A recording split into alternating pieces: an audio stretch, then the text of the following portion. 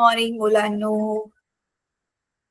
तर मला नक्की ऐकायचंय की हा धडा स्टडी केल्यानंतर ना तुम्हाला काय वाटतंय.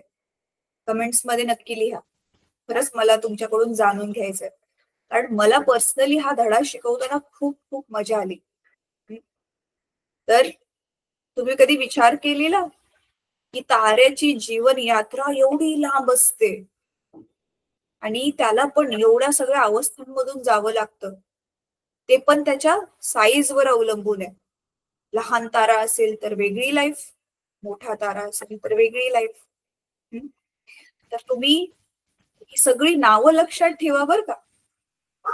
हा जसं न्यूट्रॉन तारा काय आहे, तो व्हाईट श्वेतबिंदू नुसता कधी बनतोय, परत हा नुसता विस्फोट कधी होतो, महाविस्फोट कधी होतो. आणि यांनी नावं खूप इंटरेस्टिंग दिलेत. इंग्रजीमध्ये पण ह्याची नावं माहिती करा. इंग्रजी मधली नावं जरा बरी आहेत.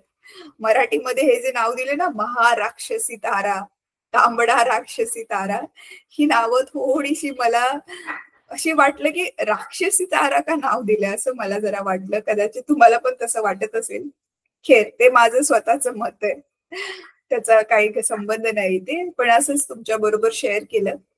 अच्छा, तर हा धडा जो आहे परीक्षेच्या दृष्टिकोनातून कदाचित ह्याच्यातले काही थोडेसेच लिमिटेड प्रश्न विचारतील, पण हा थोडेसे तरी विचारतील, त्याच्यामुळे नीट गो थ्रू करा हा धडा. पण हा धडा माहितीये तुम्हाला जास्त कामामध्ये कधी येणार आहे, ज्यावेळी तुम्ही हा डिसिजन घ्याल की तुम्हाला सायन्स मधल्या कुठल्या तरी एका फील्ड मध्ये जायचंय आणि त्यावेळी तुम्हाला अंतरिक्षाचा अभ्यास करायचाय.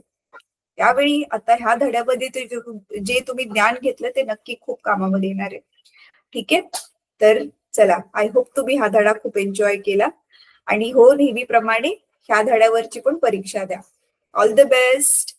आता आपण बहुतेक पुढच्या वर्षीच भेटू, म्हणजे काही महिन्यांच्या गॅप नंतर ना, ज्यावेळी तुम्ही आणखी थोडे मोठे व्हाल, 8वी मधून 9वी मध्ये जाल. तर ऑल द बेस्ट.